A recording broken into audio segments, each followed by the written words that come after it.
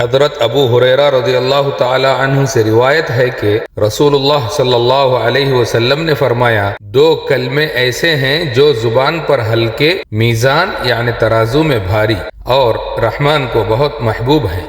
सुब्हानल्लाहि व बिहम्दिही सुब्हानल्लाहिल अज़ीम।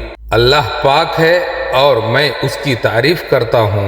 अल्लाह बहुत अज़मत वाला है और हर नुक्स से पाक है। ये कलिमात छोटे हैं, वक्त भी कम लगता है, हर शख्स पढ़ सकता है। क़यामत के दिन नेकियों के वज़न में ये ज़िक्र बहुत भारी साबित होगा।